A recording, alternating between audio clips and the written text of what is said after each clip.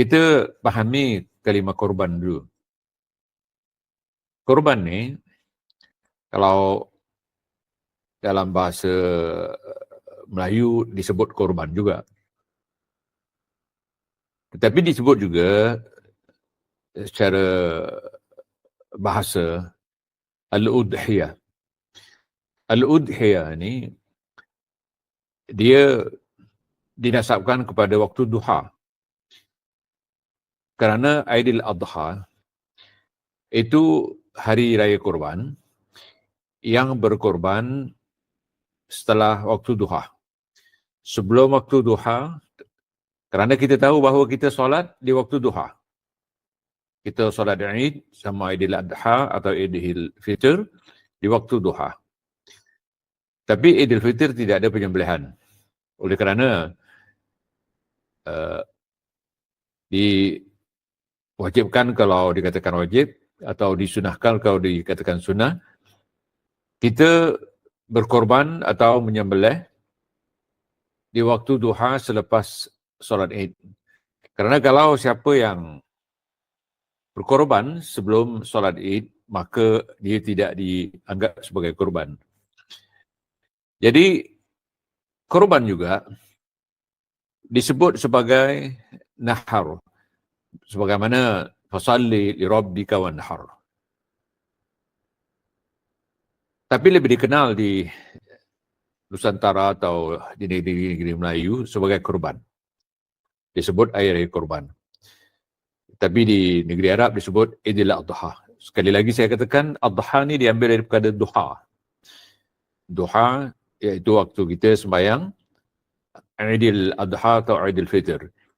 Kerana tidak boleh sembahyang sebelum waktu duha. Dan begitu juga kita berkorban, menyembelih selepas sembahyang. Kalau siapa yang menyembelih sebelum sembahyang, maka dia tidak dikira sebagai binatang korban atau sembelihan korban. Jadi udhiyah diambil daripada kalimah ad-duha, solat duha. Tapi salat duha di waktu hari raya Aidil Fitri atau Aidil Adha, sebahagian ulama dari berbagai mazhab ni mengatakan wajib, ada mengatakan sunnah. Maka bila disebut di dalam Al-Quran, fasalli li rabbika wanhar, maka hendaklah kamu solat, maka ini perintah Allah SWT. Ada mengatakan solat itu wajib, bukan sunnah. Begitu juga wanhar. Separuh pendapat, saya akan bawa pendapatnya nanti, mengatakan kalau mampu jadi wajib. Berkorban ni, udhiyah kalau mampu jadi wajib. Kerana kita berkorban ini untuk mengingati ikhwan-ikhwan kita yang sedang mengerjakan haji.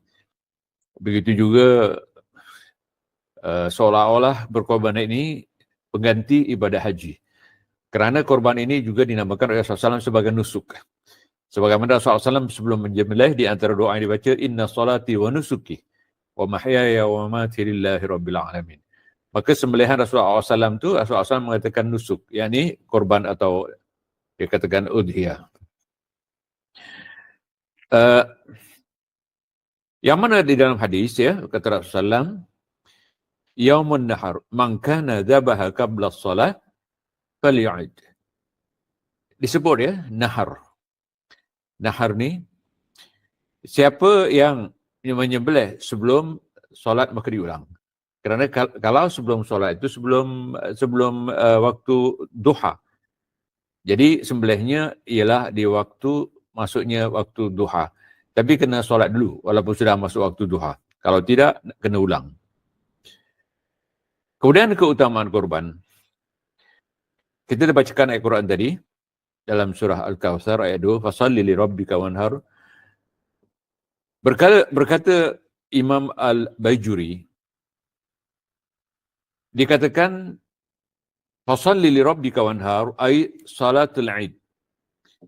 Jadi dimaksudkan oleh Al-Quran ini Al-Ambar, hendaklah kamu solat.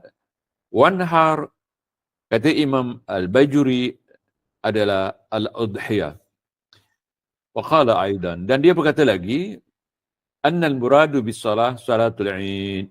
Yang dimaksudkan dengan solat di dalam ayat ini ialah salatul Aid.